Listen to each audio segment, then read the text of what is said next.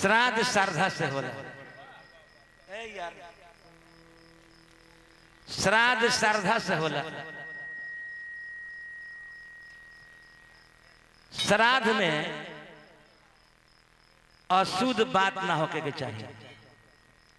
श्राद्ध में अशुद्ध हरण के आवाज आवे लगल है, बक्सा के नहीं है, मतलब पीछे वाला के डायग्राम में कम सुनाई, पीछे वाला क्या? Hello hello. श्राद्ध में अशुद्ध बात ना होके के चाहिए, अशुद्ध भोजन ना बने के चाहिए। अब मरे वाला आदमी के हरण बड़ी मारता कपार पैया, तो ओकरा के तनी कम करो ना, हमरा सुनाए के ना चाहिए। बक्सा तो साफ बन बड़े चारों बक्सो बन बसो। हेलो ना, कहाँ बक्सा भाई? हेलो, पहले के रहला? पहले खाना खाएगा, बिगड़ गए, सेटिंग खराब हो गई।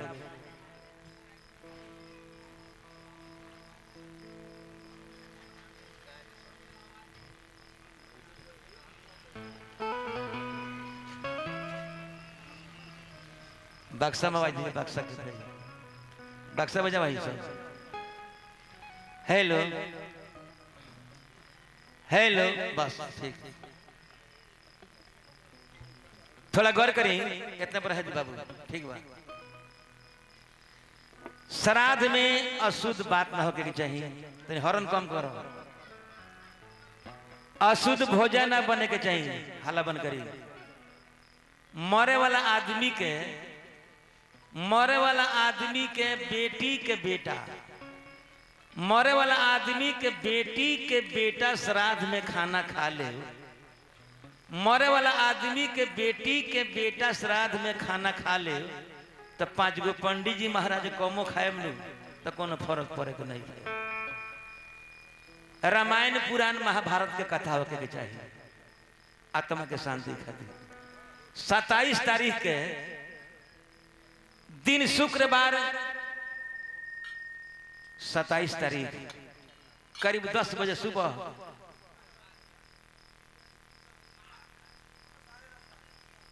साढ़े 10 बजे दिन में रामचंद्र बाबू संसार छोड़ देनी।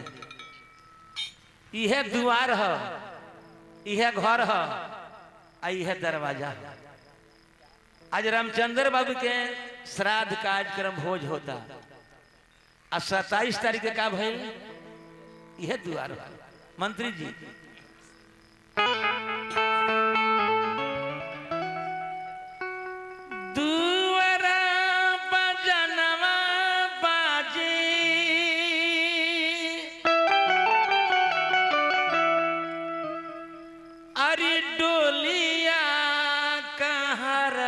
साजी 27 तारीख के रामचंद्र बाबू के शमशान घाट में ले जाए के तैयारी होके लगा। दुआरा बजनवा बाजे,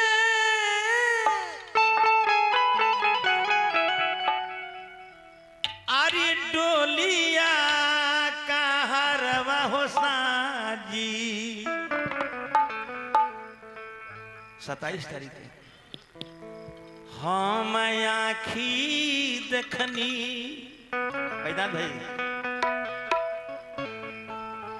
हम आँखी देखनी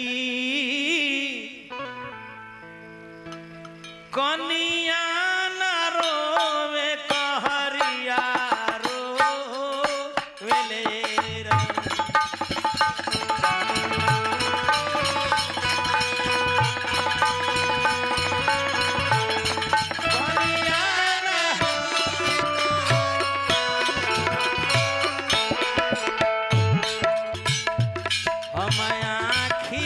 देखनी कनिया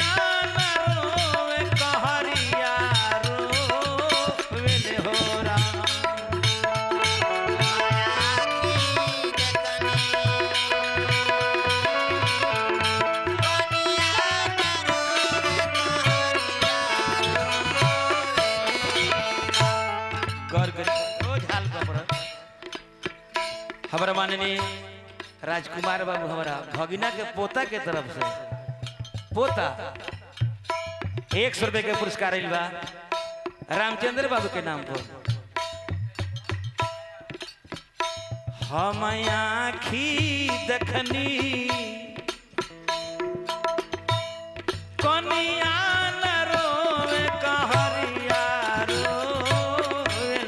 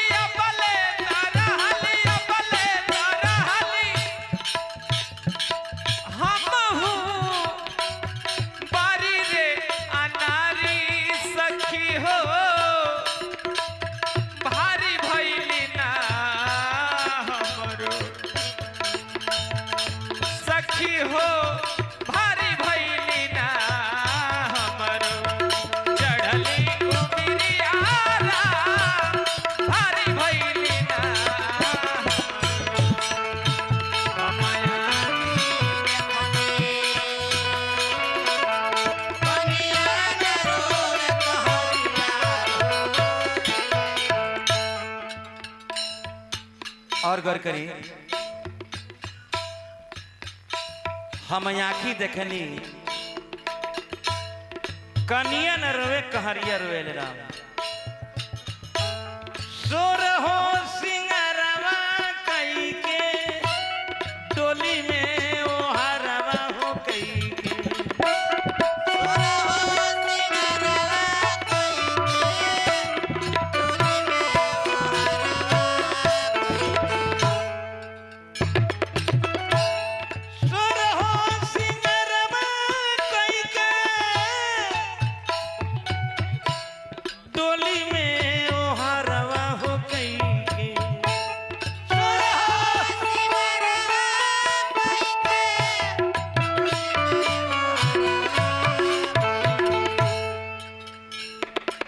गौर करी सोरहो सिंगारवा कई के डोली में वो हरवा कई के दुल्हन के दिलवा।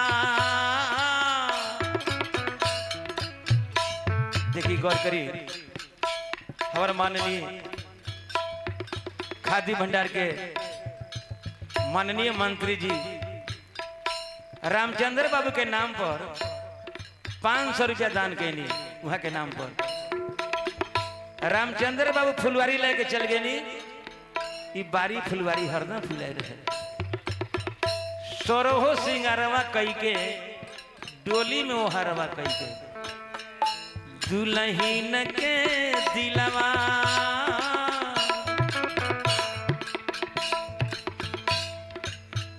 दुल्हन के दिलवा पिया हो मिलन के बटिया जो हेलेरा।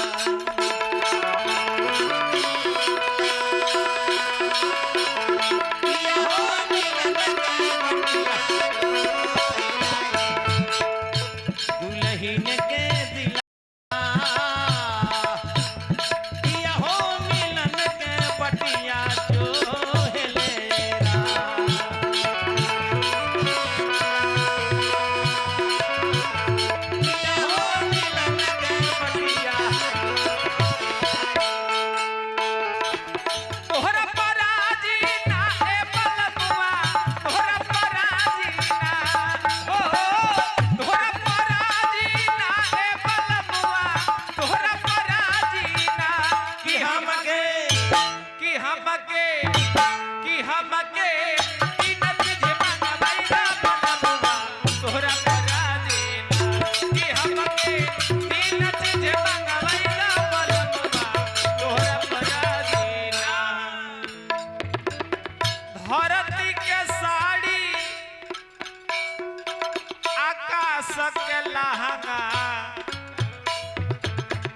पानी के चोली सियाई दो पानी के चोली सियाई दो धरती के साड़ी आकाश के लहंगा पानी के चोली सियाई दो पानी के चोली सियाई दो। और कैसे सूरज के गजरा जय हो चनरमा के टिकुली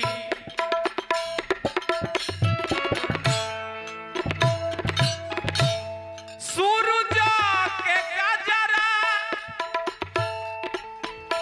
आर चनरमा के टिकुली तारा के झूलनी बनवाई दे बलमुआ तोहरा पराजीना कि हमके तीन चीज मंगवाई दा बलमुआ तोहरा पराजीना कि हमके तीन चीज मंगवाई दा बलमुआ तोहरा पराजीना। माया की देखनी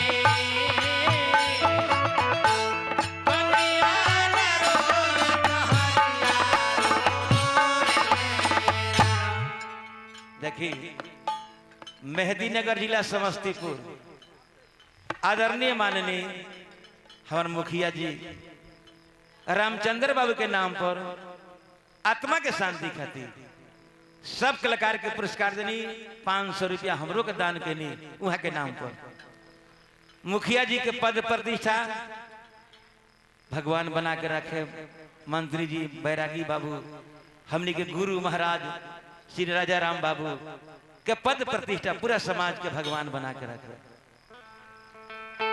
27 तारीख के एक बाइक अचानक हालत है अचरज में टोला परोसा बिना दिन के गवाना रे होला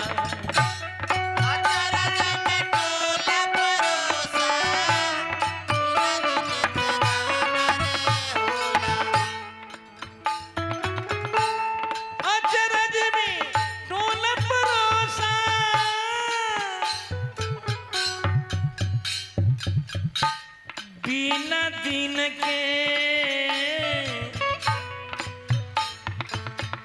गवाना रे होला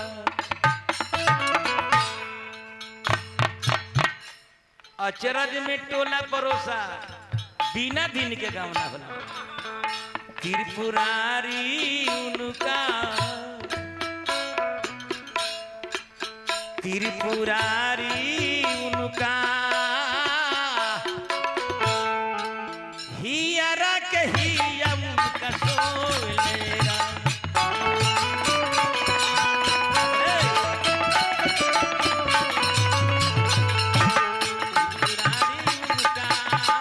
हियरा के हिया उनका सोलेरा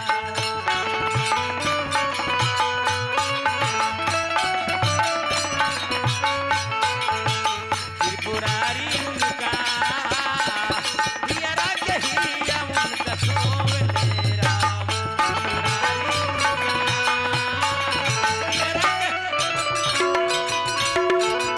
त्रिपुरारी उनका हियरा के हियरा के